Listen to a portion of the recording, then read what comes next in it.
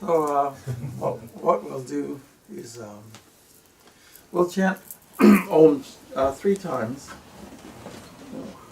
Om is the primordial sound. The primordial sound of creation. It's a better way to put it. Primordial sound of creation. It means when things sprouted from a primordial consciousness into a consciousness manifest through form. That's Om. See? Consciousness manifest in form. See? Before that it was in another state, a different state. So by us all chanting together, it sort of brings about a essential resonance of our original condition, which is what we're all working on. It's sort of E.T. call home. You know, as human beings, we're sort of like advanced how do you say that word? Amnesia patients, advanced form, but we don't remember. We have all these different names that we call ourselves. So we start to think of who we are. I'm Johnny, I'm Susie, I'm Michael. But we completely forgot what we are. See? So without remembering what you are, we behave in all kinds of neurotic ways. You never, if a dog says meow, you think that's odd. It's a neurotic dog. So a human being, behaving in all kinds of unpleasant ways is, by the view of the saints, neurotic. It's not representative of what we are. We're virtually the dog saying meow. So the saints come to try to give us a psychic adjustment. So that can start with Om. Even though we don't remember it, it's still in our DNA. And by saying it over and over, you start to get a recollection of what you are. See? You get more essential. You become less complex. See? So we bring the spine erect. We take a deep breath in. And then we enunciate the Om.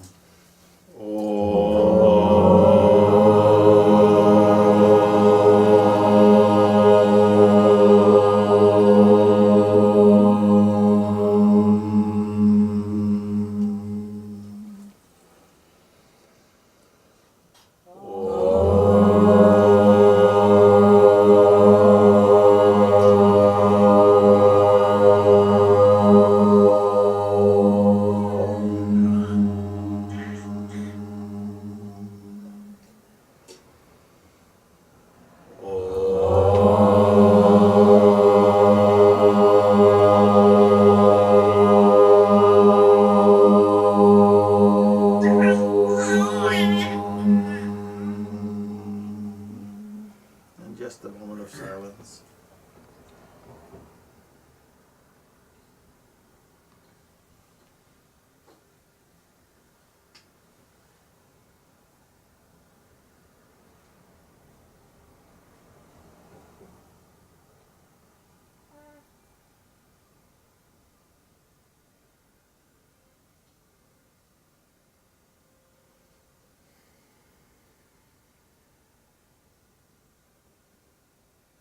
Gently take a deep breath in.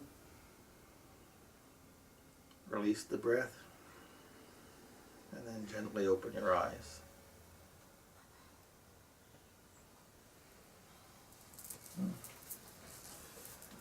So also when you were practicing that Om, chanting Om, Om is Shakti. It's energy. It's the fundamental energy of existence. See? We're all different formulations of energy. Form big belly energy, 6 foot tall energy, skinny energy. We're all just different embodiments of energy. So we have to get back to that kind of essentialness. And then after the Om, to be able to hold that silence. In holding that silence, there's a vastness in the silence. Immediately, the moment you shut your mouth and quiet your mind, there's a vastness, an open vastness. Again, that's a whole lot about your nature. The yogis don't do anything without purpose. Okay? And everything, one way or the other, is to untie a knot or to hold up a mirror. Just untie some neurotic knot that we have. And remember, every knot can be untied, so don't think you're broken can't be fixed. You can be fixed. You were built to work. So every knot can be untied. And then we build mirrors of neurosis, and then we look into them and say, that's who I am. Yogi will take those mirrors away. That's not who you are. The yogi will give you mirrors made in the perfection of creation. See? So who amongst us can say we have a perfect mind, perfect perception? No. Our perception has some level of distortion. So with that level of distortion, we're seeing ourselves in that distortion. See? That's part of the mirror of life. So sometimes you say, okay, it's part of the mirror of life. I am 6 foot tall. I am this race. I have this level of education. I'm from this social, economic. These are all, we all quantify ourselves by all those things. I am a man. I am a woman. I'm plump. I'm skinny. We quantify ourselves. These are all broken mirrors. That has nothing to do with your being, your experience of life. But if you look in a mirror and say that's what it's about, then you've just made yourself smaller and smaller. You've just boxed yourself in a neurotic box. So sometimes the Dharma teachers are a little bit uncomfortable because our job is to burn it down, to give you an original, clear vision, a non-neurotic vision of life. See? A vision that abandons fear. See? I mean, isn't that amazing? To abandon fear? To realize it's all okay. It'll work out. Just head north. See? Head north is the journey that you must make. Right now we've got 360 degrees on a compass. And we're all going in different gradations on that compass. But the yogi is a person who consistently and persistently tells you head north, head north, head north, head north. You might think, oh, this is interesting, that's interesting, and you want to go in all these different directions. It's okay. That's your journey through creation. But it's at the end of the day, it's drinking salt water. It may be satisfying in the moment, but unsatisfying in the duration. See? Everybody has to return to their fullness, and all of these other journeys are exploring your fractionalism. See? A fraction of the universe, a part vision, a part expression. A part of anything is not fully satisfying. You were born to have full experience. That's why I say wholeness. Yoga is wholeness. See? That's where we practice a fractionalism. That's why you live with a persistent angst. You're always not quite happy. Or happy in the moment and then the crash. And then you're looking for the next sweet, whether it's a boy or a girl or a car or a job or, money, prestige, notoriety, all this kind of stuff. But again, unhappy, because it's not whole. And you were meant for wholeness. So the yogis and the saints, the great masters, their whole mission is to bring about a psychology, a philosophy, and a method of wholeness. See? So that's an inward journey. And that's why they tell you, be quiet, close your eyes, sit up straight. Because if you look out here, there's every kind of fractionalism. Your best friend, your mother, your brother, your sister, they're all fractions. And they're all in a state of profound angst. They may be perfectly wonderful people, but they're all in a state of angst. You know, which one of them can show you some wholeness? Whatever they have, it's always momentary. It won't be full. It won't be complete. It won't be whole. So here we go. Yeah, there's a seat here. So this science of yoga. There you go. Ram Krishna, Ram Krishna.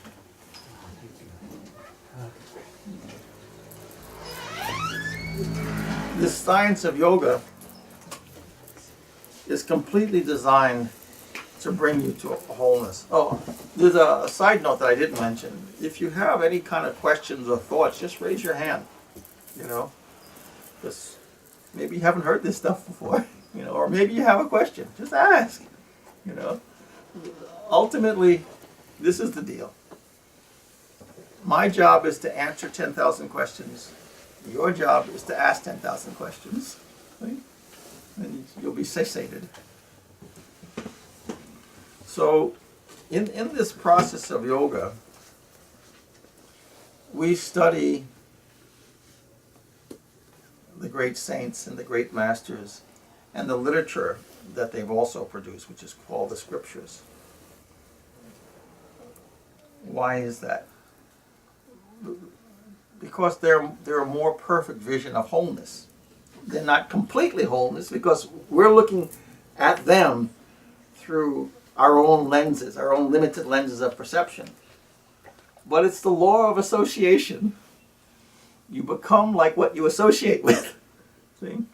So the first time you read a scripture, you have one level of understanding of it. Then you read it again. Then you have another level of understanding. And then you read it again with some more life experience. It's like reading Russian novels. You know, the older you get, the more you see in it. You know, scriptures are like that.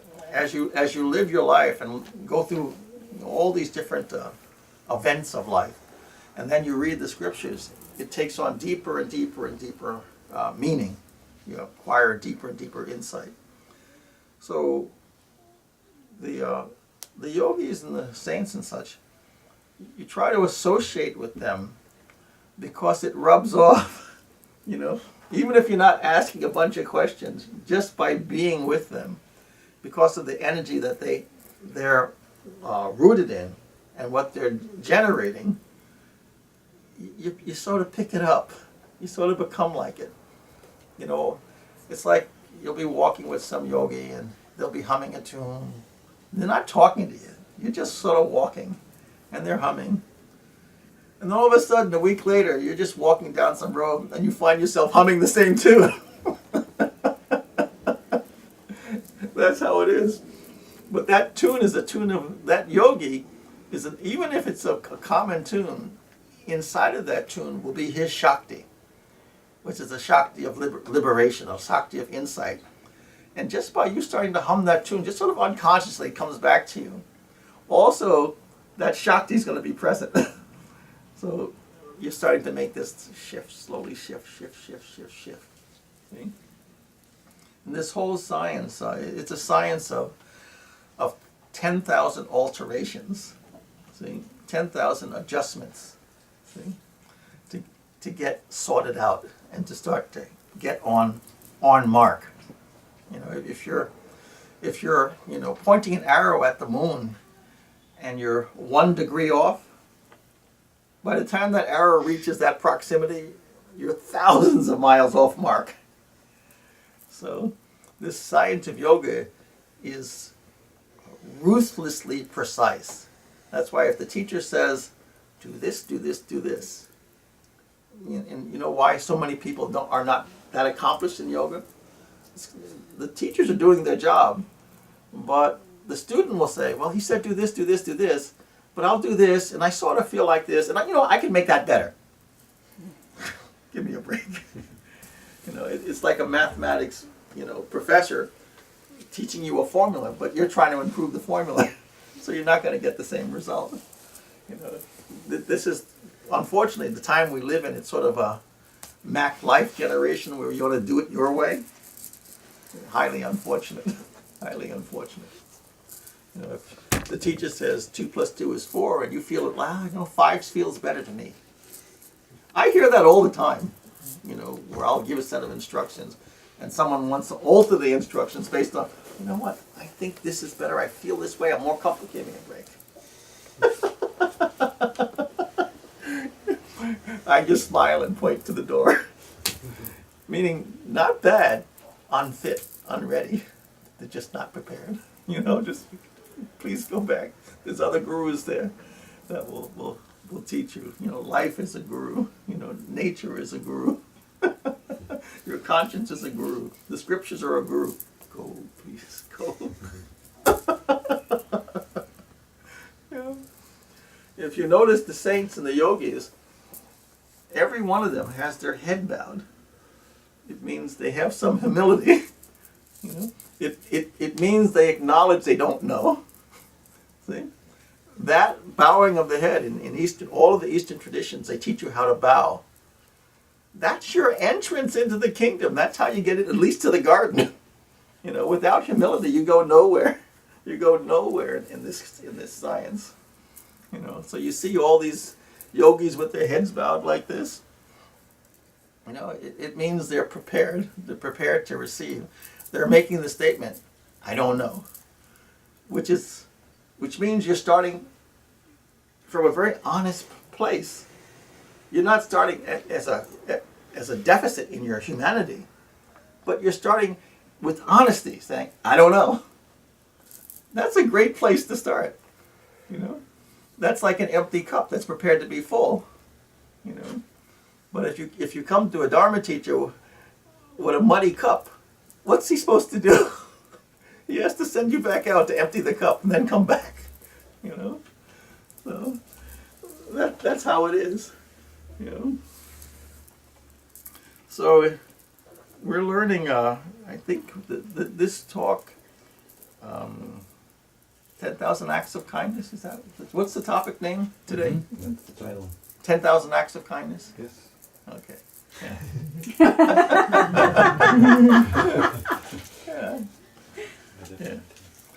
Yeah. If you look at that title, 10,000 Acts of Kindness, what you're starting to do is to get a glimpse into the yogic mind and the yogic disposition.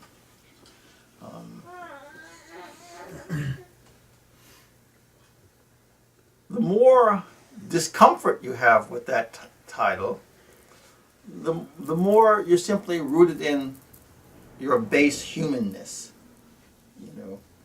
What do you mean 10,000 acts of kindness? Where's that leave room for my latte? Or my massage. Latte is kind. My massage, or the 10 girls I'm thinking of chasing after. I don't have any time for the 10,000 acts of kindness. I'm not going to get my full portion of life pleasure. In this yoga science, we make a big distinction between pleasure and joy. Can you have pleasure? God bless you, good luck. Enjoy yourself, no problem. But we want you to become established in joy, in an unalloyed joy. Pleasure's up and down, up and down, up and down. We're not that interested in that. We like a stable boat, a stable, expansive joy, which takes a little time to start to discover that and to become stable in that. And as you can discover that and become stable in that, that becomes part of your disposition. And in general, we think, that's not possible. It is possible. You just don't know how. See? The way into that is this 10,000 acts of kindness. We think, holy mackerel, that's not possible for me to have 10,000 acts of kindness. It's not possible. That might be a useful perception, thinking it's not possible. Because in this science of creating 10,000 acts of kindness, see, in this culture, we have this Greek concept that every man is a mountain, every man is a pillar, every man should stand on his feet. You know, also in the Christian Protestant notion that a man is self-made, and we stand on our own 2 feet and we accomplish. You know, you have the right to what you can earn. See, and if you don't earn that, that's your problem. In the yoga science, it's not like that at all. There's always a desire for communion and a reliance on the divine. So we all have tremendous energy. We can work. We can do great things. But what if heaven withdrew the oxygen? How much work would you get done? You'll collapse in a moment. Maximum 3 minutes, you'll pass out. So you're reliant on something else. But we think, I can accomplish, I can do, I can fulfill my destiny. Good luck with that. You're far more reliant. Now the yogi says, okay, you're unconsciously reliant on all these various processes, but in your state of ego, you're not aware of that, when the ego is so strong.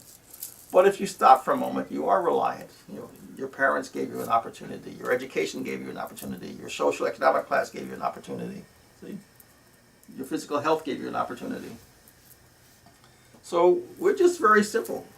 The root of all things is the divine. And you can use any word you want for that. You can say divine, you can say God, you can say truth. But the root of everything, the root of all opportunity is that. Whatever you want to call that. I call it God. Simply, just generically, God. See? So we try to act in communion with God so that we can accomplish. See? So that we can go out and take our creative facility and do something positive. But we don't do it independent. We don't think, I am the source of accomplishment. I'm the source of all my actions. I'm 100%. I did it 100%. This is what I did. No. It's always an act of communion. Between, if I said go out and do 10,000 things in a day, could you do it? Doubtful. But if I said go out and do 10,000 things with the breath of God upon you, can you do it? Most definitely. Most definitely can be done. Things will be done in and through you that you had even no awareness of. Good things are happening. It's like when a master walks through a forest, all of a sudden the flowers are blooming. Oh, no creature has a sense of hunger, and it's simply he's just walking through. See, all of a sudden the storms are gone, and just the proper rain to fertilize the earth comes, and the say man's taste comes. See? The wars go down. See? The conflict of man goes down. And the saint is just walking through. See? It's because that saint becomes a portal of 10,000 acts of kindness. So sometimes he's giving advice and playing with the children and doing something directly. Oh, that's very kind, very sweet. But also just his embodiment, just his physical presence. 10,000 kindnesses are flowing through that soul. So Jesus is walking through the masses, and someone touches his garment. Was he thinking to heal that person? No. But were they healed just by touching his garment? Yes. See? It's because he becomes an embodiment and a portal for grace to flow. See? Grace will flow both consciously and unconsciously. See? So you become that 10,000 blessings. So if there's one person or 10,000 people in the room, the saint just being present, each one of those acquires a little bit of the Shakti, or a little bit of the energy of heaven, to give them the proper motivation and the proper orientation of where to go and what to do to find their own wholeness. See? So it's definitely possible if you're not an egotist. If you're an egotist, you're on your own. Good luck. It's okay, but good luck. You'll see for yourself the results of that. But if you try to find some state of wholeness and some state of communion, then 10,000 acts of kindness becomes part of your daily bread. You know, from a few baskets, how did Jesus, feed the multitude? How was that possible? How was it? It was definitely, this is a fact, this happened. But how was it possible?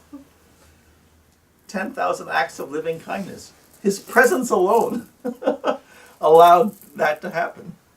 Allowed a multitude to be fed. See? Definitely possible. Is Jesus any different than you? Not really. Not really. The difference is in the level of communion. That's the difference. The level of consciousness. That's the difference. He's not a one-off. Gautama Buddha is not a one-off. No, those great souls are if you look at your evolution, there's an arc of evolution. They're the final product. They're what we're all moving towards. Every human being is seeking wholeness. Every time you eat, every time you hug somebody, every time you engage in your sensuality, really what you're seeking is a type of wholeness. You're seeking a type of completion. The highest completion is what a Buddha had, or Jesus had, see, or any of the great masters that have graced the earth. They're whole, they're complete, they're a finished evolutionary product. And then what do? They come back and help. See? They don't have to, but it becomes the body of their nature, that they become living grace. Grace in flesh, grace embodied. So that's what the Jesuses are, and the Buddhas are, and the Krishnas are, and all the high saints are. They become that manifestation of grace. They become a portal for that 10,000 blessings to flow. Whether it's conscious or it's unconscious, it's present. See? So we're like this little human peanut, but we're like a peanut with great genetics, divine genetics. We can become that oak of a Jesus, or oak of a Buddha, or oak of a Sri Krishna Bhagavan. It's in our bones. We just haven't exercised the capacity to fulfill it. The yoga science is teaching you what is necessary to fulfill your root capacity, and to break you of the notion of saying, I am so and so, I am so and so. We're trying to get you to move from who you think you are to the notion, to the experience of what you really are. See? That's the transit. Who you think you are, as opposed to what you really are. See? What you really are is absolutely divine. Absolutely divine. Absolutely pure. See? But because you have so many lenses self-created lenses, lenses created based on lack of correct or full perception, you've limited your experience of your own self. See? And when you're sitting in silence, it's a type of stripping process, a type of burning process, where you're letting go of, I am Johnny, I am male, I come from this family, I come from this nature. All of those things are slowly dropping away, but we're very attached to them. So that's why meditation takes a long time, because there are a lot of things that we like that we hold on to. So if you're holding on to all these labels and perceptions of yourself, you're not going to see your native self. You're going to see your projected self, what other people have projected and what you've accepted. But you're not going to see what you are. See? To experience what you are, the lenses must be dropped. See? So that there's just a native experience of self. See? Not what you think. Not your height, not your weight, not your race. None of that stuff. If you're sitting in meditation, if you're sitting in correct meditation, you don't know if you're a boy or a girl. The notion will never arise what gender you are.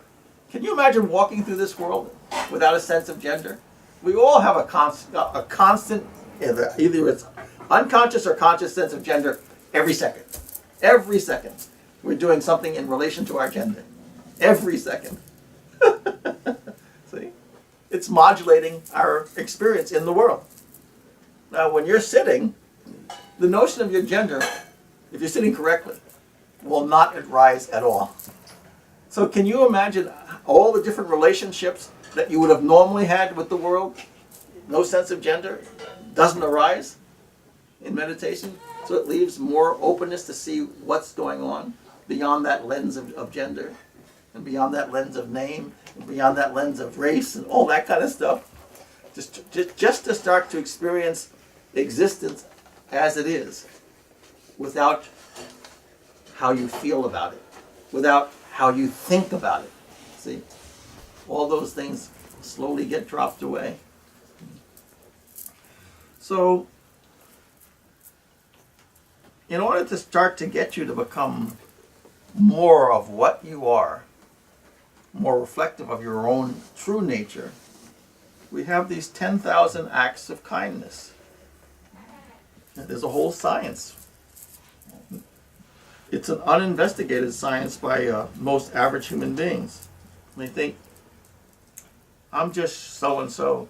I only earn such and such a money. I only have such and such a social and economic reach.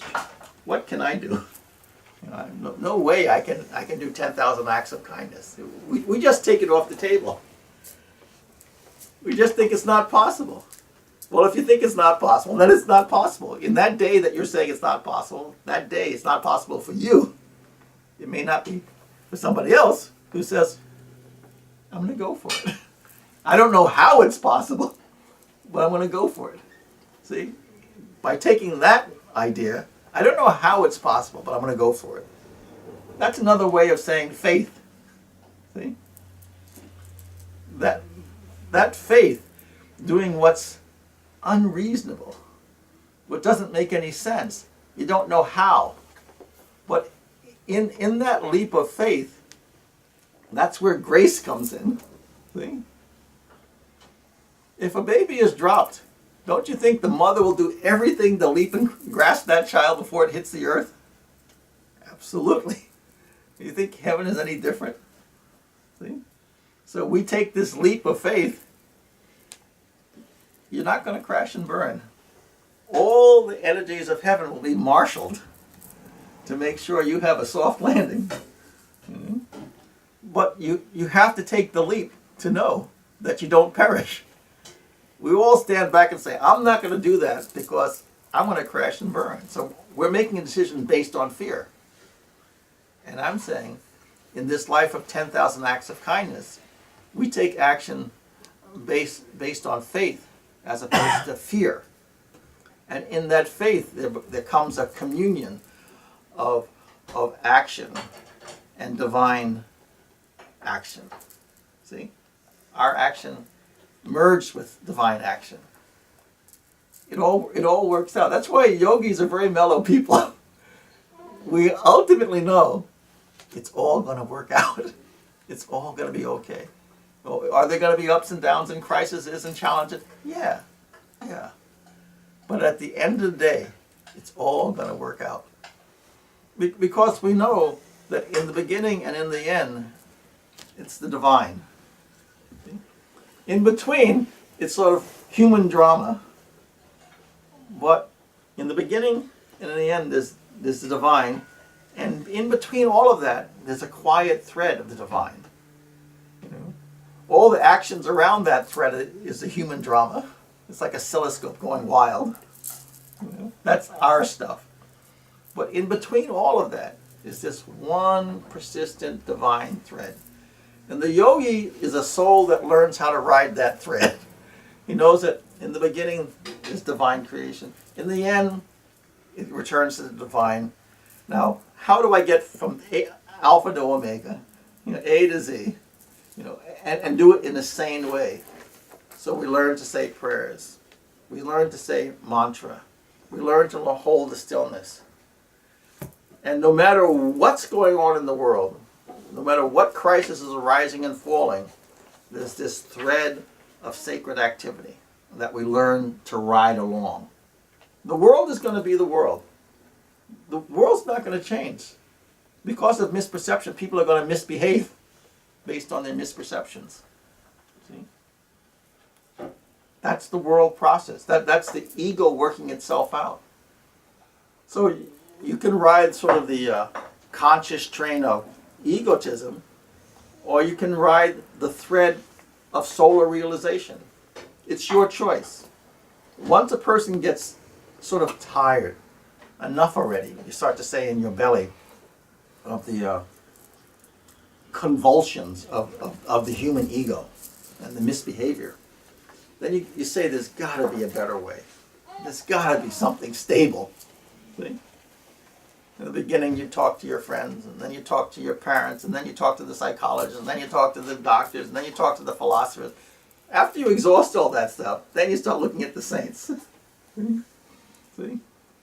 For realization, for true insight, for true stability, for true joy. It'll come down to the saints and masters, or the most stable, the most happy, and the most productive. See?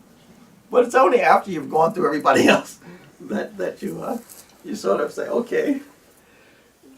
If you ask yourself, who has had the most positive and persistent influence on humanity, you're always going to come up with the name of a saint or a master. It won't be a psychologist. It won't be a philosopher. It won't be Johnny Smith down the block. Remember I said the most positive and most persistent positive influence in the world. It's going to be the great Mahatmas, the great souls, the great saints and masters that have graced the planet. You're always going to come to those fellows. And then as you're maturing, you'll take them as a template, as a model. And then you'll start to work out your evolution. But you'll learn how to hold on to that sacred thread and ride it out. See? So my Guruji would say, you take this path, come what may. It means you're not changing the world. The world is going to be the world. But what happens is that you will acquire various very specific realizations that the nature of life, absolutely, without a doubt, is sacred.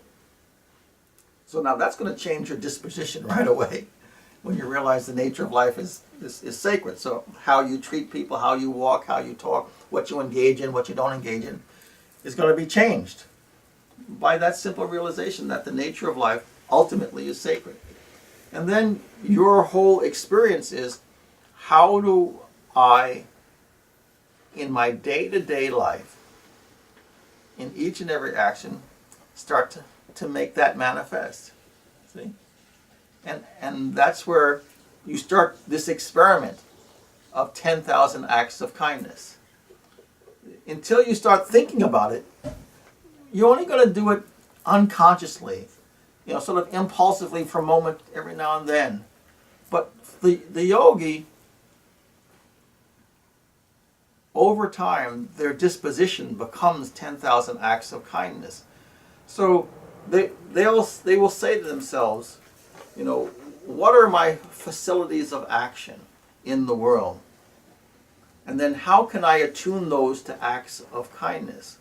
So you have physical acts, you have emotional acts, you have intellectual acts, you have structural acts. We have all these organs of action in the world. See? And then how do we take those organs of action in the world and orient them and utilize them for manifesting acts of kindness? See? These are experiments that you have to do, and these are things that you have to do. So even something like saying, okay, what are my various organs of sense? Whether it's touch, taste, hearing, sight, just your basic organs of perception. How can I take each one of those organs and think about that organ and make it an act of kindness? How can I manifest the energy of kindness through that organ? See? And it's not for you. It's for the welfare of all. See? You have to become an organ, a generator of kindness through that organ. So whether it's speech, so clean up your speech. Invest in some kind of kind speech or keep your mouth shut. See, until you can. We say, okay, I can talk however I want. You have that right. But it's like people invested in some form of pollution. At the end of the day, it's not really right. You can get away with it, but it's not really right. But the yogis says, no. I don't want to be an organ of pollution. I want to be an organ of kindness. So you really check your tongue. In the great yogic perception of speech, they have 4 principles of speech. Speech should be truthful. Speech should be kind.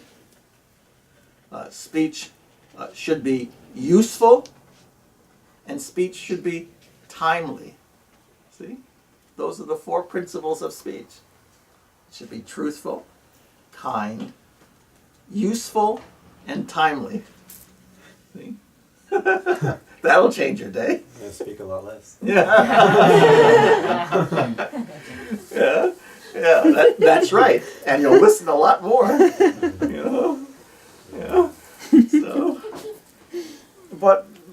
So these are sciences that you start to.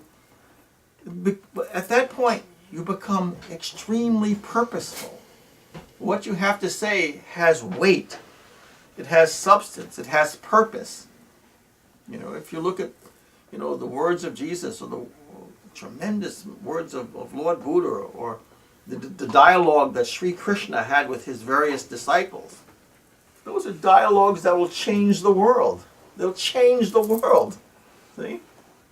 But they were applying those 4 principles. So maybe we're a neophyte. So what? That's where every seed started. That's not where the seed ended. That's just where it started. So we just have to start being creative. This becomes sort of a fun project where you can say, okay, I have all this physical energy. So up until now, it's just been about me. Well, how can I take all of that physical energy and help it to manifest smiles, help it to manifest opportunities? You don't look at yourself as it's all me. That's actually a neurosis. It's a neurosis. But you take that organ of physical energy and say, how can I create a garden? How can I create opportunity? See? So what you do, so you look at every one of your facilities And just slowly, in a creative way, start thinking about how you can take that organ and create some more joy in the world. Make some more, creative opportunity. So even like hearing, well, how am I going to make hearing, an organ of kindness? Well, there's a lot of beautiful sound in the world, and there's a whole lot of people that don't have access to it or haven't been introduced to it. Why don't you help find a way to bring music into the world? Change somebody's life. The key is, you're like a garden. You create an opportunity. You can't force anybody to pick anything up, but you can put it out there in the environment so people can avail themselves to it. We don't force anything on anybody, but we're sort of like a heaven smorgasbord where we lay out a banquet for you. And eat what you want. Enjoy. Stay as long as you want. Enjoy. Come and go as you want. Enjoy. See? That's how the yogi's nature is. So we just try to constantly generate acts of kindness and just be creative and get your crew together to do something. And it becomes a habit. It becomes a way of life. You simply become a generator of kindness. See? If we think me, our world gets smaller and smaller and smaller. And it gets more and more neurotic and more polluted. The most selfish humans on the world were the most unkind. They do the most terrible things. Look at the Hitlers and Pol Pots and the Stalins. So much carnage is created because it's about them and their vision. But me, until it becomes this, terrible psychic pollution. As opposed to the farmer who has 100 acres of land, and he looks over at his community and he says, okay, I'm going to put beets here and carrots there and potatoes here and corn here, and he's going to feed the entire community. And with that extra space over there, we'll put a flower garden. He's not thinking about himself. He's living in the context of a community and having a fundamental sense that every day that I get up and labor, there's a welfare of the community, there's an enrichment to the community, there's a feeding of the community that's going to happen. See? Every day that I labor, something good is going to come of it. That is fundamentally the nature of a yogi. Is every action that they're doing, even when the land is fallow and doesn't look like anything's happening, they're still out tilling it up and everything and preparing it, fertilizing it, so maybe the winter you don't see anything happening, but in spring and summer you do. But it took those other seasons where it was seemingly fallow that they were turning the earth and fertilizing the earth and doing all these preparatory things that are unseen. And then later, in the springtime, everyone goes, oh my God, how marvelous what you've created here. But it's a full cycle that they're fulfilling. So this is what we have to do as human beings to say, as long as I'm alive, as long as I'm breathing, I want to create maximum joy, maximum kindness, and to take it as a creative challenge. So maybe you can't fix the world. That's okay. But maybe you love the rivers. So take all of your creative facilities and help to keep the rivers clean. Help make the rivers accessible to people. See, whatever your creative thing is, whatever you like, realize those rivers are sacred. Let's say you're a rock climber. Those mountains, just start to realize they're not just a bunch of rocks. It's sacred. Where'd those rocks come from? Where'd that mountain come from? It came from God. It's a manifestation of God's glory, that mountain or that river. So respect it. Realize it is sacred. It's fundamentally sacred. Take care of it. Become a steward. So use your energies for that. So everybody's enriched. You can't heal the planet yourself. But we're, from the strength and the intelligence you have, you can create some healing. And your life becomes about that healing. See? And that healing, so that for the welfare of all. See? Everyone can enjoy that river. Everyone can enjoy that mountain. See? Everyone has the opportunity to participate in that beauty that you're helping to sustain. See? So it's about a type of attitude. It's a life mission that I'm going to create 10,000 acts of kindness. See? Then you don't have, the most neurotic people, because I hear problems all the time from people. I think you've got too much time on your hands. That's really, it comes down to that. I don't care what has happened to you. You've got too much time on your hands where you're so busy thinking about yourself that you've become sort of a cyclic pollution where you're reinfecting yourself in some septic condition. Get out there and do something. If you've had something bad happen to you, find someone who's had it 10 times worse and help them. Get a little perspective. It's not about you. Get some perspective. You have a house, your belly is full. Go look for someone without a house and an empty belly. Go help them and see what the word tough really means, as opposed to, oh, I'm so depressed. Okay, so what? You're depressed. Okay. Find someone else who has it 10 times worse. And give them a hand up. Get a little perspective. See? We lose perspective. The more we think, oh, it's only my leg that hurts. It's only my heart. I'm the only one with a broken heart. So get some perspective. That is a damaging shell that you're reducing yourself into. See? Did Jesus have it hard? Did he have challenges? I think so. I think so. But what did he do? Even in the act of crucifixion, he forgave.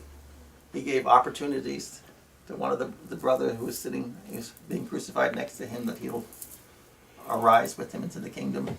See? There's a benediction, an act of kindness, an act of mercy, even in a crucifixion. So these are templates. These are templates. This is your evolutionary goal. See? So is bad stuff going to happen? Yeah. When you were birthed, you probably started out by crying. Like, oh no, here it comes again.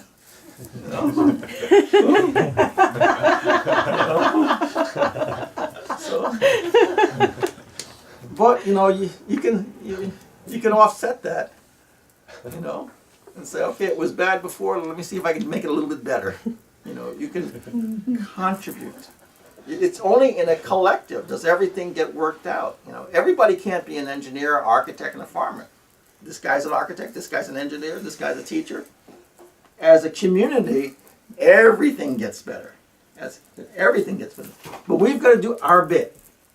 We can't abstain and say it's all terrible. I'm depressed. Come on. That is mental illness. See? Just think of yourself as an engine. Think of yourself as an engine. That's how all yogis think of themselves, as an engine. And your dedication is to churn out as much kindness as possible, as many opportunities as possible, large and small. Oh, I have no money. I don't have a job. Well, when you walk down the street, can you smile? When a homeless person comes up to you, can you address him as ma'am or sir? A person who doesn't get any respect in our society, can you say, no sir, yes sir, yes ma'am? Can you do that much? See? Can you give them a little bit of dignity? See? What did that cost you? Even though you don't have a job and your pockets are empty. What did it cost you to say sir or ma'am? Or act with a little decency, a little respect to a person who's in a more unfortunate situation. See? So we have to be creative. The thing is to be a living verb, a very positive living verb. Do something. There's all different levels. In the yogic level, generally you don't see us out, shaking our fists and railing. Is that okay? Yeah. Let the social workers and the humanitarians do that. It's okay. It's an evolutionary step. Generally, we'll sit in silence. We'll hold that silence. We'll sit in prayer, and we'll ask for directions. And then, in an intuitive inspiration, that direction will come, and then we take action. And if you want an example of that, read the life of Mahatma Gandhi. Gandhi didn't do anything without communion. Everything he did was based on prayer and meditation. Every act. A lot of times we think of him as a political person. He wasn't political at all. He was a yogi healing his community. That's what he was. A yogi healing his community. Using purely yogic methodology. It wasn't, I'll figure out how to move the British and how to strategize and how to take this away and how to create pressure. No, he wasn't a politician. Every morning at 3 a.m. he sat in deep meditation and prayer and simply waited for instructions. And then he got up, went out, and acted. See? It was a communion that allowed him to do what he did. See? That's how he took action. It wasn't him strategizing based on his ego and his political philosophy. It wasn't that at all. Not at all. He was fed by prayer and meditation. And then, based on that energy, he took action. In harmony with those energies. That's why he never fired a shot. And that's why even in his assassination, he didn't rail in anger. He just said Ram Ram, which means God's name. Only in the remembrance of God. It's another type of benediction to say God's name even in the act of dying. See? It means that even in the crucible of an unpleasant death, what was central to him was God. See? Even in death there was a benediction, a blessing. So what they say, a saint is like a rose. Even if you crush it, it offers its fragrance.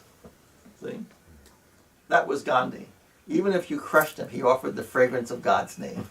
See? So how did he do that? He did that based on 10,000 acts of kindness. So when you crushed him, only God's name came out. That's where, if you try to crush us, what kind of pollution rises up? All kinds of, railing, pleasant, unpleasant, crude. If you crush us, see? It depends on what you've been working on, what you've been filling your pot with. See? If you're filling your pot with just stuff, a lot of it, when you squeeze it and render it down, is not that pleasant. But if you spent your life emotionally and physically and psychically churning kindness, 10,000 acts of kindness, 10,000 acts of kindness, when you're finally crushed by nature, what was there? See, there's just 10,000 petals of God there. It's only the fragrance of God that's left. See, so that's what we, as a yogi, as people that are wanting to live this kind of life, that's our mission. That 10,000 acts of kindness becomes our internal stuff, what we're made of. See, so it becomes conscious or unconscious.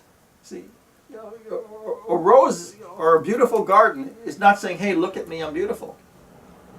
It's just beautiful and present. If you enjoy it, great. If you don't notice it, it's okay. But its presence itself is beauty. See? So that you become beautiful and sacred wherever you stand. Because your heart is only trying to generate 10,000 acts of kindness, 10,000 acts of kindness, 10,000 acts of kindness.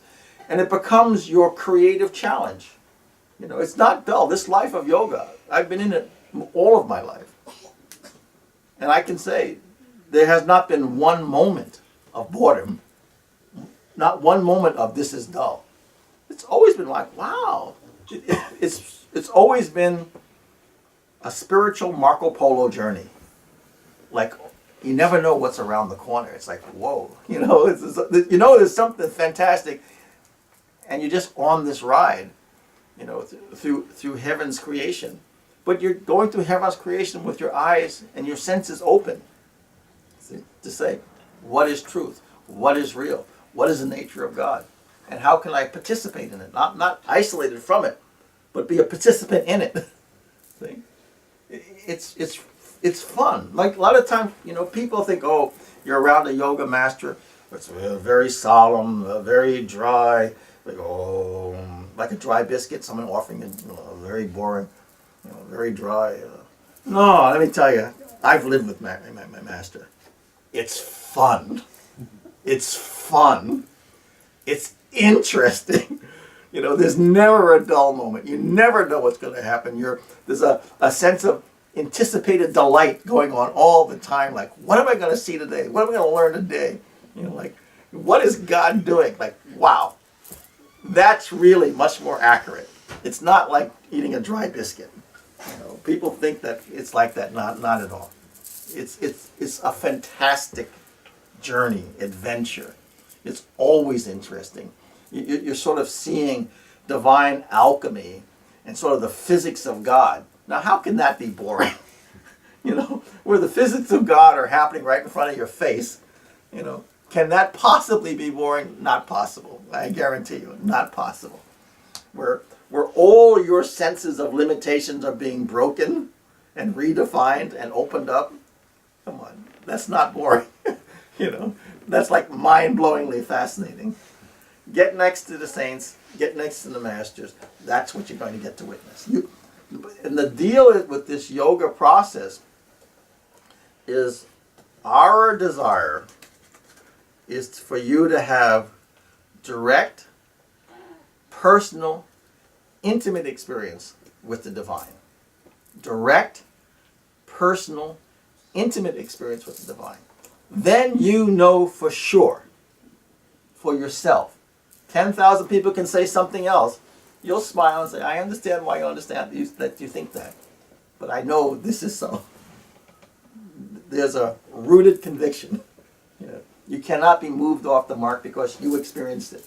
As where they're just theorizing, based in their own fears. They say, no, I know I was there. The example I always use is, if an elephant steps on your foot, is there a question of maybe? There's no maybe in your head if an elephant steps on your foot. 10,000 people said I didn't see it. I'm sorry, it stepped on your foot. You know for sure. So, when these various experiences of God come, maybe nobody saw it, but you know. See? So, bit by bit, as you start to generate these 10,000 acts, generally you're drawn deeper and deeper in and higher up, and you have these greater and greater vistas, and then heaven's grace gently starts flowing through you, so that now in the beginning your 10,000 acts of kindness were sort of psychologically oriented, sort of things that you sort of figured out to do. It changes. I guarantee you, it changes. So you're using all your intellect and your psychology and your philosophy and your physical strength to do good things, but all of a sudden, this breath of God starts to come upon you and flow through you. And now you're talking, but you're not just talking. There's an energy in it. There's a feeling in it. There's a Shakti in it that you know is not of you. All of a sudden, you can physically feel like a breath of God flowing through you. This is really, really real.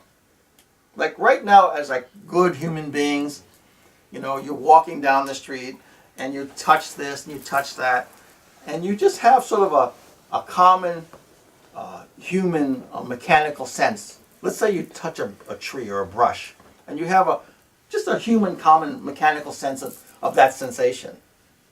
That's not what's going to happen later. What happens later, you're Joe, good person, working on your yoga process, walking down the street, and you touch something, and you actually physically, viscerally feel an energetic blessing flow through you to that plant. Just like if you step into a river, you can feel the current. But only, let's say, it's like a current, a sacred current, you know, that will all of a sudden flow through you. See? So now all of a sudden you're not touching things as just a mechanical human being. You're touching things and all of a sudden unconsciously a sense of the sacred will manifest in you and blow through you just like a breeze. You'll actually physically feel it. Now that'll change your day. That'll change how you think about things. So, because now, because of those mechanical 10,000 acts of kindness that you're sort of trying to psychologically figure out, you're starting to align yourself with the higher spiritual realities. So you all of a sudden, consciously or unconsciously, start to become a vessel or a conduit where those energies of the kingdom can start to manifest through you. How did Jesus do all the healing, whether it's consciously or unconsciously? You see? He was a living vessel of healing, whether he was present at the healing or not present at the healing. As when the centurion guard came to him and said, I have a slave at home, a servant at home that is ill. Can you come to my, can you heal him? And then Jesus said, yes, I'll come and heal your slave, your servant. And the guard turns to him and says, no, I'm a commander. If I make a command, I don't have to be present. I know it will be done. Just your word alone. You say the word and I know it is done. See? Jesus said, so be it. There was no need for Jesus to go to the home. See? Just his word alone, the healing flowed. See? This is how it is. So whether present or unpresent. Because he was a conduit of that divine sacred force, it would be done. It would manifest in and through him and reach its own destination. See? So we shouldn't live on this planet like a bunch of little ants, you know. No, we're the children of the kingdom. We have to start to get that through our minds. We're the children of the kingdom. It's a matter of alignment. Get your heart right. God gave you a heart for a reason. It's just unexercised, unfulfilled. It's these tiny 10,000 acts of kindness that will make the 10,000 psychic adjustments so that the breath of God can easily, clearly flow through you in its own creative, organic way. You won't have to think about something. You won't have to figure it out. You just have to be in the right position, the right orientation. See? And then it'll flow through you naturally. If you line up the pipes correctly, then the water can come down. It's just like that. Oh, okay. It's just like that. You need the correct psychic orientation. You need, a certain amount of purity. And by doing these acts of persistent kindness, it's a self-purification. Because it's not about you. See? The more you can minimize the me, the more purified you become. See? All the saints, all the masters, it wasn't about them. They were conduits of a great divine energy, a great divine work. It wasn't them. See? It was the energy flowing through them, the presence embodied within them. See? They're all the saints, all the masters are healing the world. See? It's not about them. It's about them being a living divine verb. See? So you do these creative acts, and even if you pick something that you think is way beyond your ability, fine. Just fine. Because in that faith will come grace. See? But you have to open the door. If you're always acting from fear, nothing gets done. You're in your small little walnut. See? So act in faith and then allow grace to do its thing. See? It's a partnership. Maybe I can't lift 500 pounds, but if Craig and I get together, we'll move it. We'll move it. But when he sees me laboring, he'll come running. Hey, Hari, can I help? You think heaven's any different? When heaven sees you make the effort, they'll run 10,000 times faster than you can imagine to help. But you got to put yourself in the position. You got to do the effort. So you pick an impossible thing. Go for it. Go for it. Do your bit. Heaven will do its bit. No, nothing will be wasted. Nothing will be wasted. But can you see by this life of 10,000 acts of kindness what your disposition will become? Think of your disposition now, which is basically a product of whatever. Whatever happened, this is whatever I did. Whatever happened here, this is whatever I did. There's no persistent theme. So we're going in 10,000 different directions because we're basing our actions on whatever. But if you say, no, my life is based on 10,000 acts of kindness, and that becomes your physical, your emotional, and psychological intention, what have you become? See? Haven't you become an instrument of the kingdom? Absolutely. Read any life of a saint and see how they've toiled, but see what they did in their toiling, despite the opposition. See? Despite the opposition. Gandhi had plenty of opposition. All the saints do.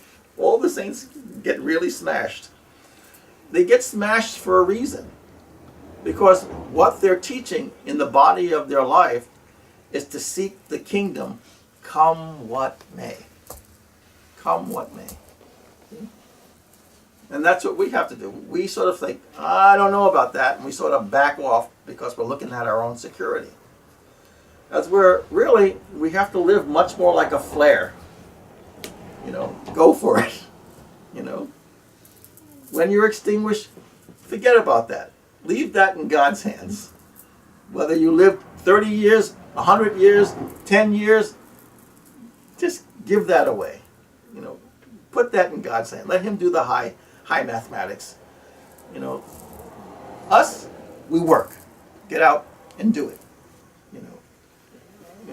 Heaven will determine our expiration date. We shouldn't worry about that. See? So, if you look at the great masters, none of them are worrying about how long they're going to have their feet on the earth. None of them are.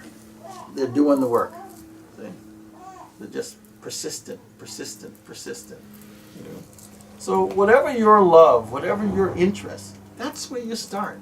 Maybe it's children. Maybe it's family. Whatever it is, say, how can I apply 10,000 acts of kindness with the intention of that becoming your living disposition? See?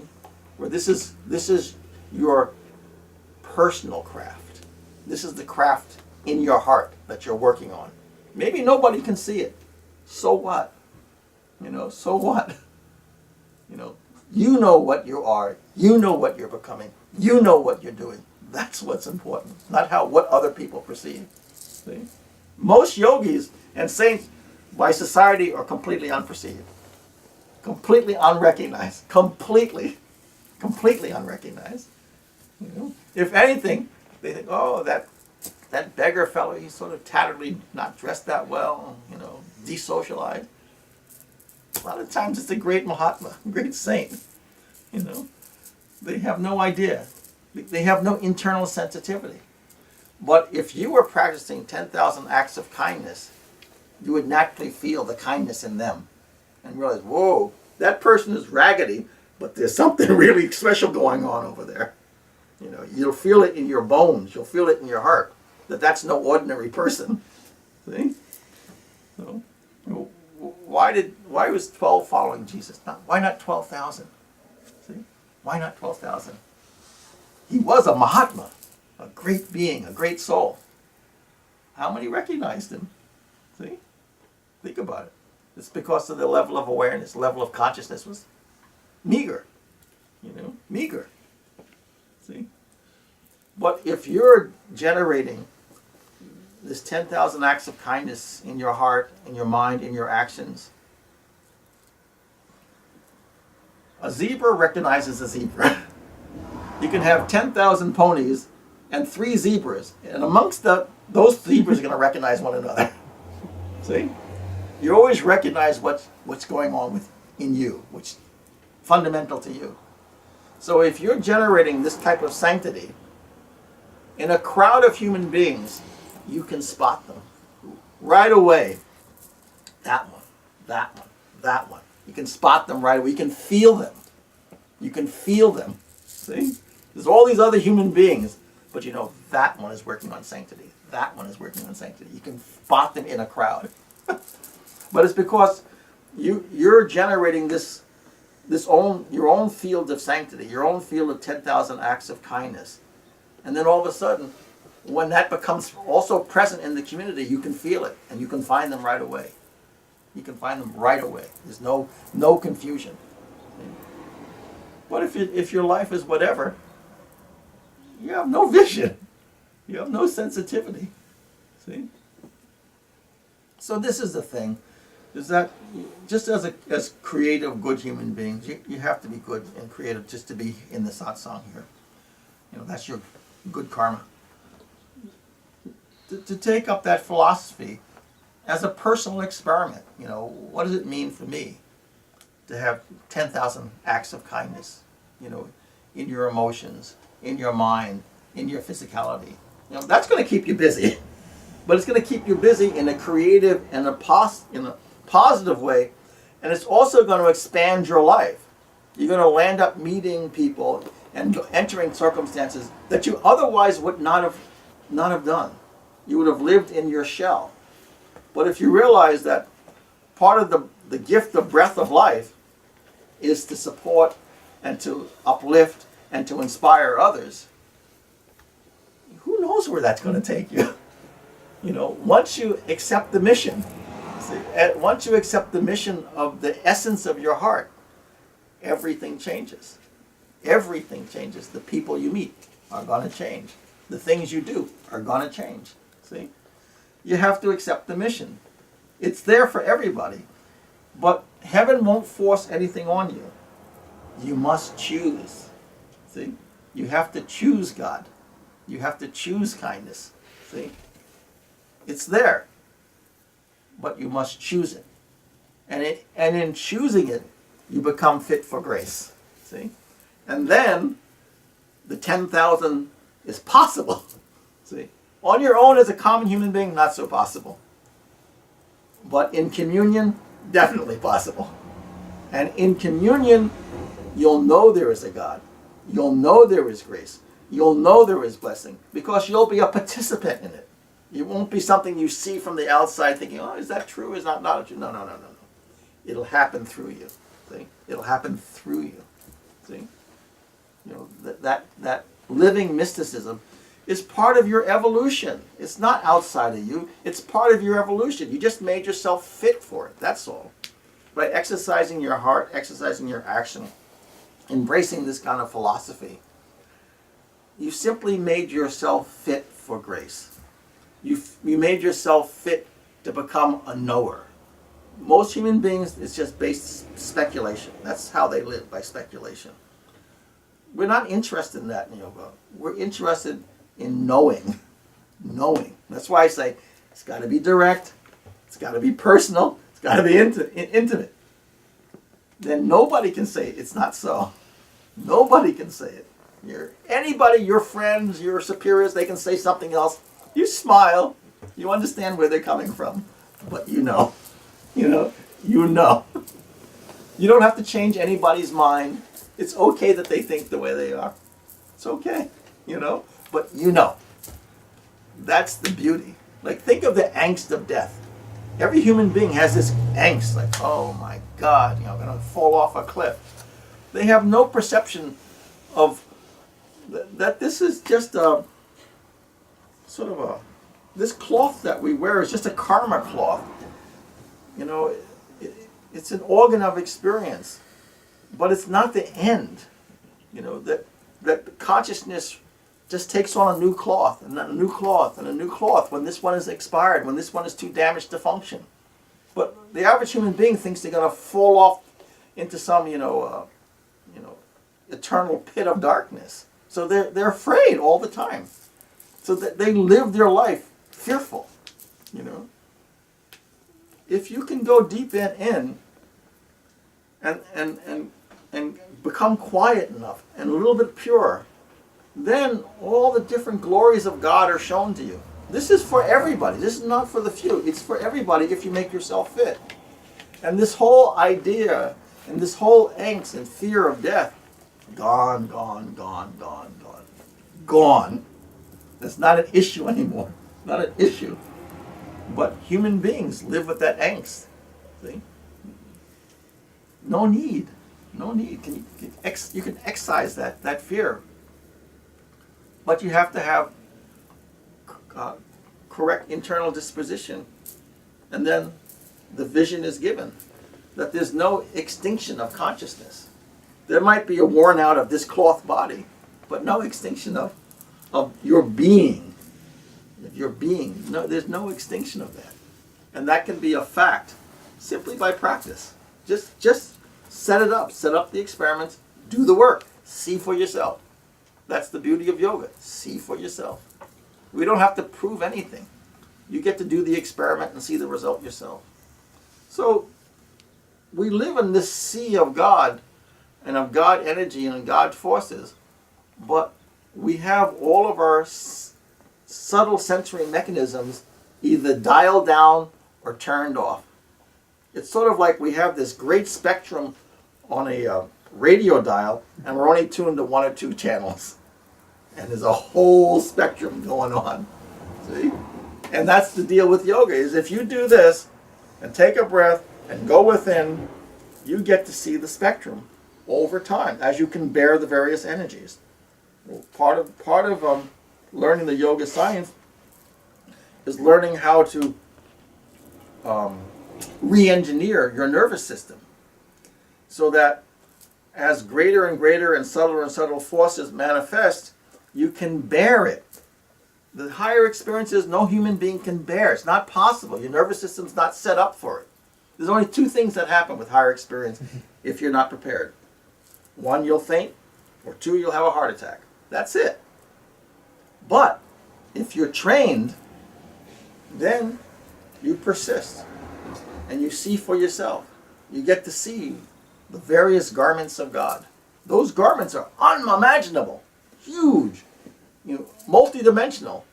And those are just the garments. That's not God itself. That's just the garments of infinite light, infinite creativity, infinite space. You can experience those things. Infinite, the energy of sacred, the infinite energy of sacred. Those things can be experienced. And those are just the garments of God. That's not God. That's just the garments. See? But no human nervous system can bear that. You have to do the practices and be properly trained so that as these energies arise, you can bear these things. You can simply persist. And then you get to become a personal witness. Then when you speak, you can speak first person. I know this is so because I saw it myself. I was there. You're not guessing, And not only this is so, but you can do it too if you train yourself. Because this kind of yogi, nothing special. The only thing, trained. Did the work, showed up. That's it. Just like you can train to be an engineer, do the work. You be an engineer, do the work. It really is that. It's not, no one is particularly special. Do the work. It's possible if you make that investment. Most people, their attentions are highly diverted in all these different things, so they don't make the appropriate effort. But when it comes time to make that effort, you will.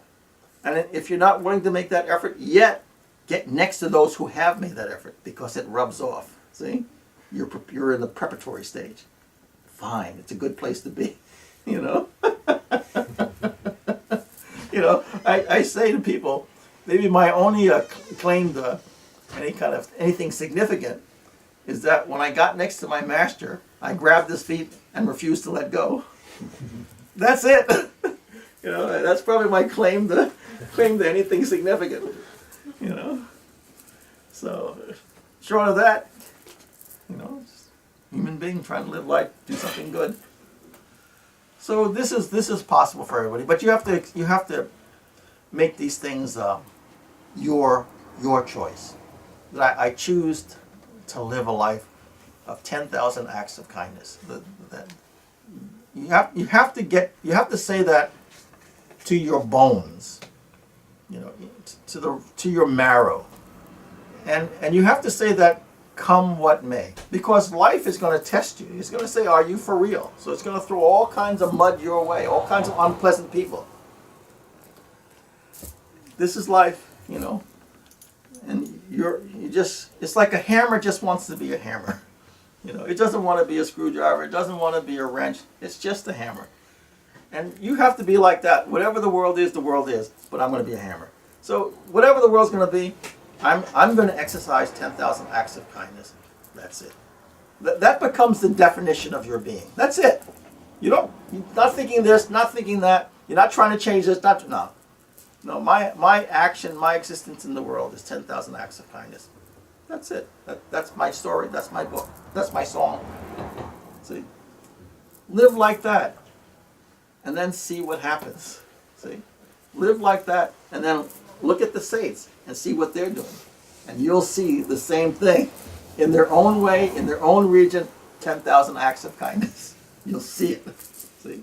You'll recognize your own kind because you've made yourself fit for that society. This is a type of society that you come into. See, an inner society. Okay. As regular people, you see everyone on regular hours, like me, not like me, blah, blah, blah. No. Later on, when you're starting to practice these things and it's becoming part of your marrow, then the ones who are doing it, you'll recognize right away. You don't even have to talk to them. You understand them right away. They're doing exactly the same thing that you're doing in their own unique creative way, but it's the same energy. See? And you slowly enter into that society, and then all of a sudden, in your own personal experience, you start to meet more yogis. In your own life, you start to meet saints. In your own life, you'll start to meet masters. See, in the beginning, how many people meet saints? It's like, come on, this doesn't happen, But if you do this work, you make yourself fit for that society. And then you start to learn, you meet them, and then you start to serve them, and then over time you become one like them. You become part of that society. See? But that's it. And what you're doing is fulfilling your evolution. That is what you're doing. So that's the true gift of life. Is that 10,000 acts of kindness which brings you into communion and brings you into fulfillment, into wholeness, a state of non-fear, a state of the sacred. For most people, they think the word sacred is sort of like an academic, mythological word that you hear or read in books. Wait till you meet human beings that are embodied of the sacred. They're embodiments of it. It'll rock your boat in the best way possible. It'll rock your boat. You'll grab them, and you won't let go. And then your life becomes tethered to them, whether they're in the body or not in their body. You'll become tethered to them. See, and you'll fulfill that glory and you'll fulfill that sacredness. That this is a fact. I'm not talking about guessing. I'm telling you the facts. This is definitely possible. Any thoughts, questions? I hope this hasn't been too abstract or too far out. Any ideas? Yes. So it's good to see you, Christopher. I know you do. It's good to see you as well. It's been a long time. Yeah, it's been a while. So one of the questions I had is, beyond what you already spoke on, like as far as like speech, like making sure your speech is out of kindness, what are some, I guess, universal ways that like going out today on the way home that we can start practicing these things? Beyond just that, and I know you talked that it is up to our own creativity and our skill set and what we are passionate about, but just something that universally we all treat people with respect. Just start with respect and kindness. Regardless of how people behave. Just start with treating people with some dignity. Give everybody some dignity. That's a great place to start. And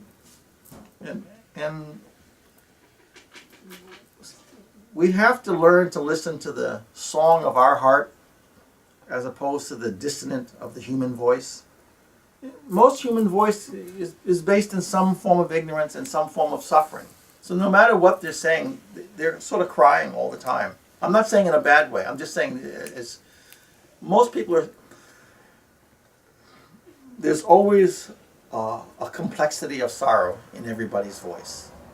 You know, there's some kind of loss, some kind of fear that they're always dealing with. You know, regardless of what they're saying, it's always there. They are not in connection with their inner heart. See? And our job is to try to maintain a sacred connection with what's best in us. And then always try to speak from that. See? So that even if we're just listening to someone's song of sorrow, our presence, our physical presence, can sort of be a song of benediction, a song of the sacred, a song of peace, a song of acceptance, see? Or a song of seeing them. Just being present, you know. And then if they want us to speak, you know, speak from a song of the heart, you know. But it's about our own attunement. If we're attuned to our neurosis, when we open our mouth, what do we do? See? When we take an action, what do we do? Because we're based in our own fears, and we're acting out of our own fears. So by changing the channel and saying that my life is about 10,000 acts of kindness, then intuitively, instinctively, when you speak or when you act, it's going to have that seasoning. See, it's going to have that energy. So, but we have to choose that, though. We have to choose that as a base of our life. Well, our life is a verb. We're not inert, sitting still. We're always doing. But if it's going to be a verb, let's choose the verb. See? As opposed to human beings choose whatever. Whatever's there, and it's always changing. It's a very volatile state. The yogi's not like that. We're not going to choose whatever. We're going to make a declarative decision that my life is about this.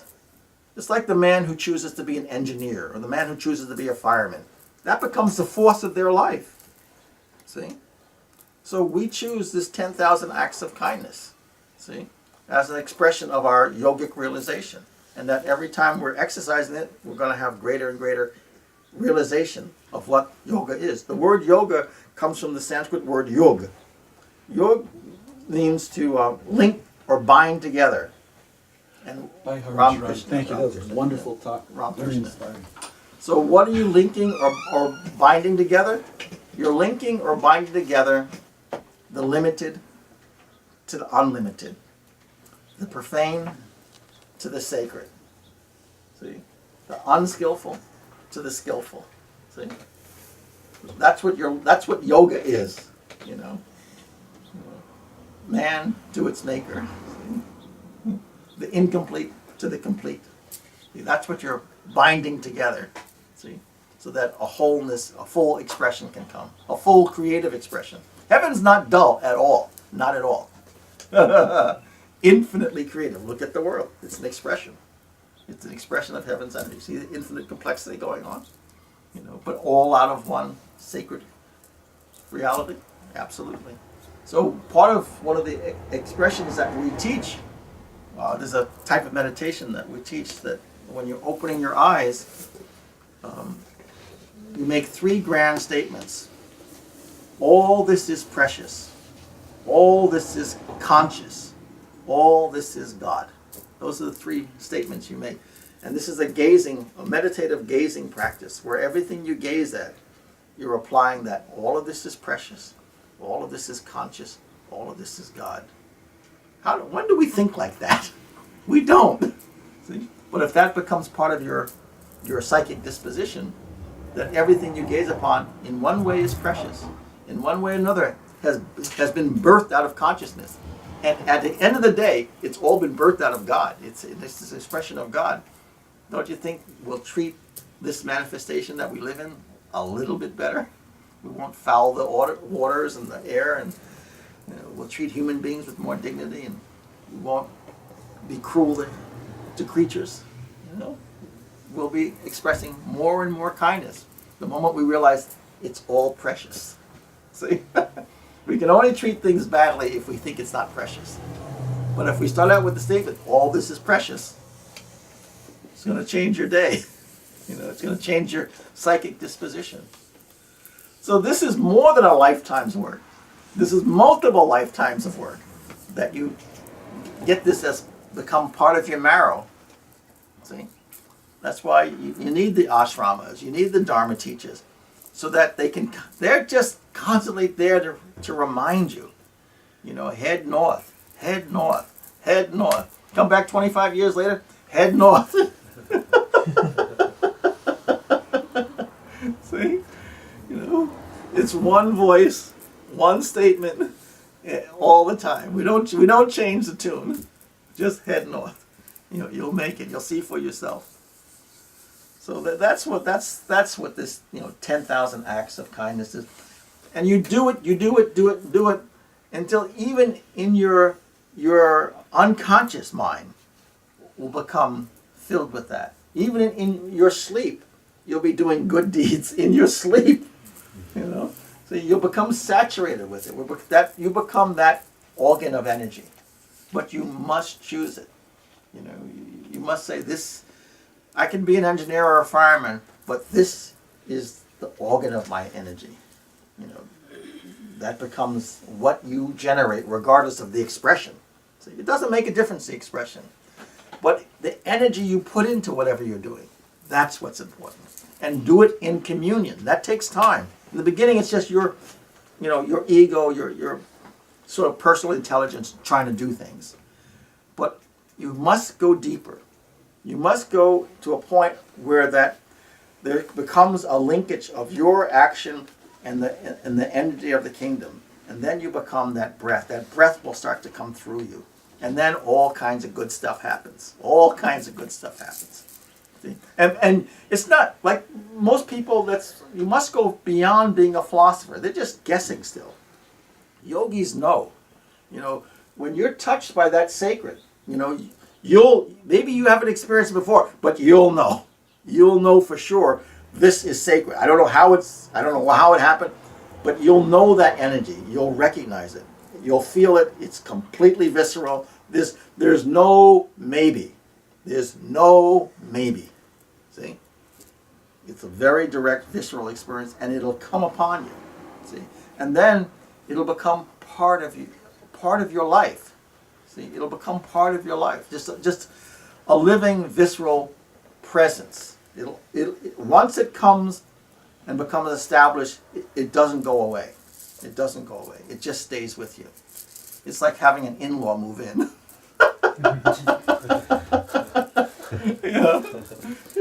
They're in it for the long haul. So, but it's nice because it's a living divine reference that you can refer to at any time. It's always present. It's always informing you. It's always informing you.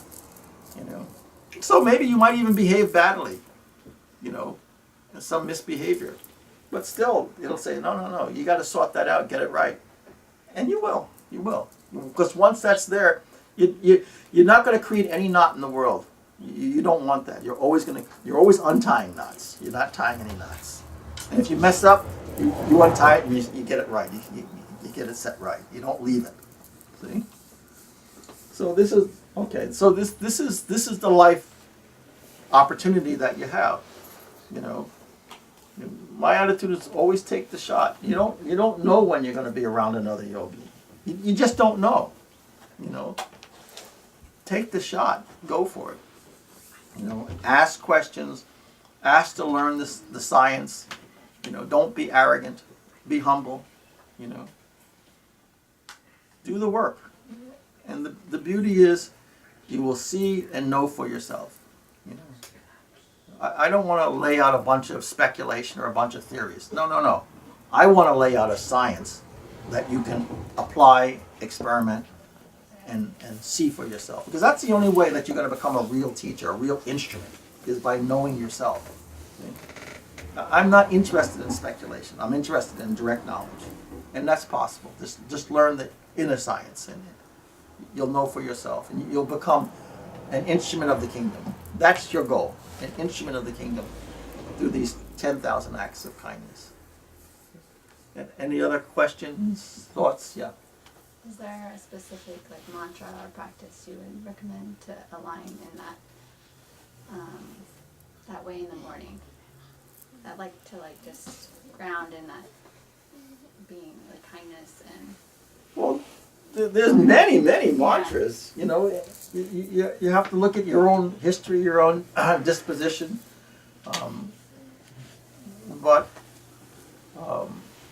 You know, you're asking a very broad question for a specific situation. But you know that's a question more you should ask me privately. Yeah. You know, but just now speaking generically, any sacred utterance. Let's say Om Shri Rama, Jai Rama, Jai Jai Rama. That's a mantra. You know, that Sage Valmiki was blessed with. That's an embodiment of sanctity. Om Shri Rama, Jai Rama, Jai Jai Rama. Anybody can do that under any circumstance, you know, and there is an inherent alchemy within that vibration, and you'll benefit from it. You will benefit from it. So that's a very generic but very powerful. Just because it's generic doesn't mean it's not powerful. It is. Or chanting Om, saying all these things, or Hari Om, or Om Namah Shivaya. Okay? There's thousands.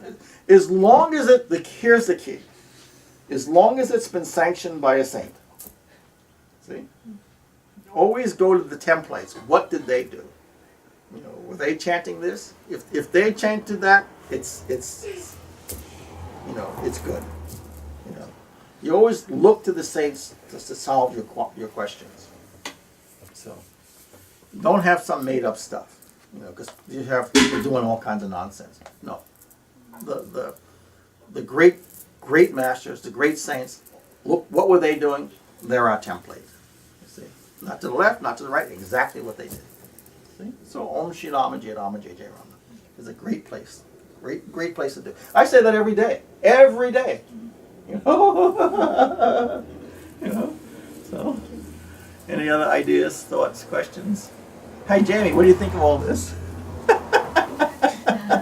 Just the sponge over here. Hey, that's enjoying it. No, really, I enjoy it. Okay. Yeah. I'm available. If anything I say sounds too off, you can always ask. And if you don't want to ask in public, send me a note. No. It's okay.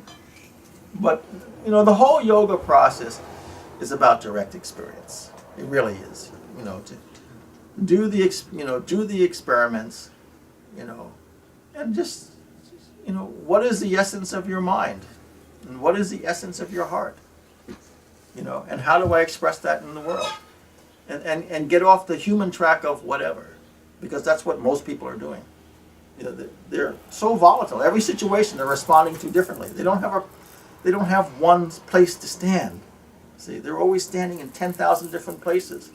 See, and we need to learn to stand in one place and generate a very fundamental energy, and then heaven will come upon you and show you. The key is, for me, I want you to see the various glories of God, which maybe I didn't get to via my own energy, but because my master has helped me to get in the position to have the strength to be able to witness that myself. See? So, you know, if I've had a glorious cake to eat, would I ever want to eat it by myself? Or would I want everybody to have a slice? That's my perspective. You know, when I talk about the sacred, I'm not talking about speculation. I'm talking about what I've known. And it's so wonderful, you'll want to share it. You know, if you have some fantastic music that you absolutely love, don't just tell your friends. Of course you do. That's exactly how I feel. You know, I want people to have the same things I've had because it was great, it was glorious, it was wonderful, it was enriching. You know, it barred fear and all these kind of things. You want everyone to have the same kind of joyous health. So that's what all of this is about. And wherever you are, that's where you start. Wherever you are, that's where you start. But at least wherever you are, you're taking a step north. That's what's important, that you're heading in the right direction, not just like whatever, wherever. No, head north. It'll all work out. Any other thoughts, questions, ideas, speculations? Phone, anything? No?